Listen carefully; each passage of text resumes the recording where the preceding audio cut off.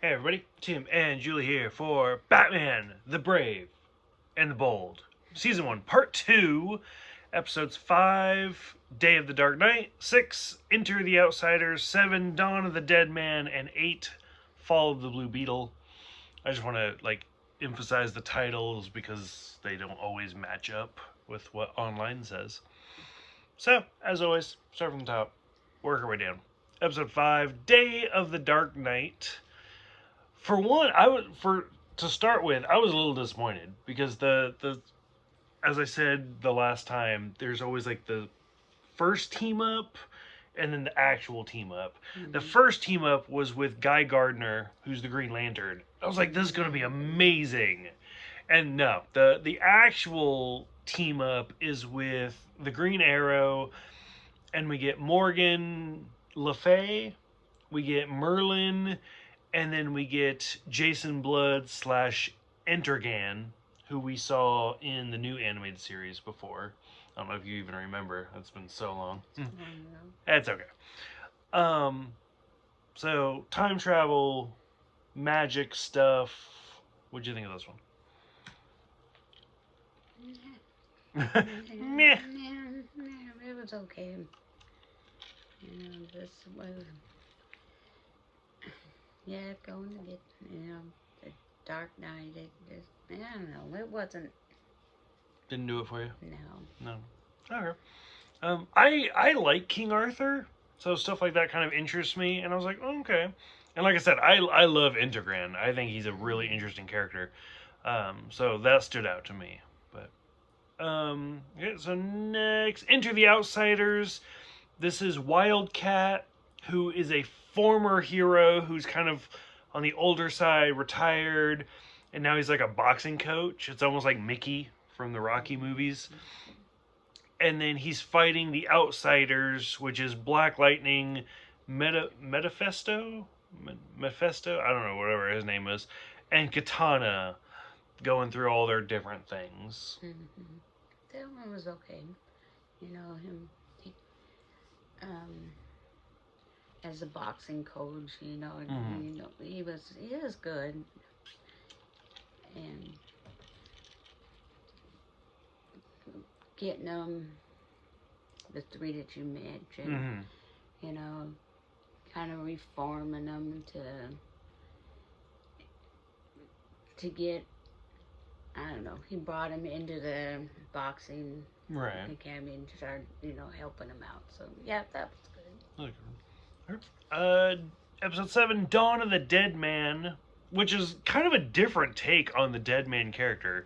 So for this one, the villain is Gentleman Ghost. We see Green Arrow and Speedy. So Dead Man, at first he's like a Grim Reaper type character, and I was like, wow, like this is very different. Because in the comics, he's like a stunt man, and he worked with the Haley Circus, which is where like Dick Grayson came from. And then towards the end of the episode, he does kind of become more of himself, and they do bring up Haley Circus, and you see him in his like red outfit and stuff. Mm-hmm. And I was like, okay, and he possesses other people, stuff like that. Mm-hmm. What do you think of that one? It was okay. I mean, I think I nodded off and it was okay. Yeah. Mm-hmm. I don't know. They seem. I don't know if it's just me, but it feels like we get a lot of Green Arrow. Yeah. I feel like he shows up more than anybody else so far. And then finally, for this little batch of episodes, Fall of the Blue Beetle, which is interesting. The first episode is Rise of the Blue Beetle, and so this is Fall. So we learn a little bit about the Blue Beetle's predecessor, Ted Kord. So we've had a lot of voice actors that kind of show up, mostly like famous voice actors that I'm like, oh, I know who that is, but nothing to write home about necessarily. This is the first one, Will Wheaton, who like I've met several times. I share a birthday with, from Star Trek, all sorts of stuff. So Will Wheaton is the voice of Ted Kord, and I was like, oh, that's kind of interesting. So that one actually kind of, I was like, I know that voice. So we learn a little bit about Jaime's predecessor, Ted Kord, and like his uncle, who is evidently evil. Yeah.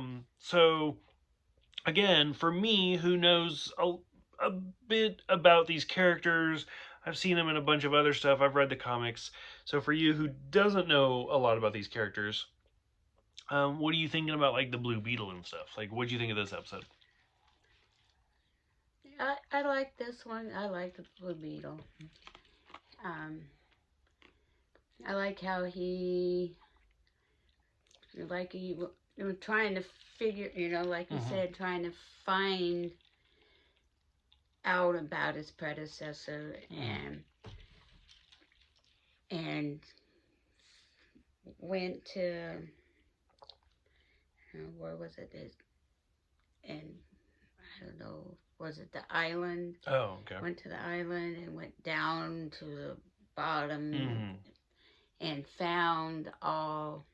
Oh yeah, it was like Ted Kord's like company or something. Yeah. And found all the interesting memorabilia from the former outfits and stuff and instead of the Bat Cave, it's like the Beetle Cave. Beetle Cave and the Beetle car. And he took off in that and then found like time traveled, back or forward, I don't know, where the island where Ted's uncle was and realized he was an evil person. And Batman came and helped save him, battle him, and save the day. But yeah, I like the Blue Beetle. Okay. So we're on part 2. So what are you thinking of part 2 so far? It's okay. Yeah. Yeah, I like it. Okay. Any closing thoughts? No, let's go try the next 4. Okay.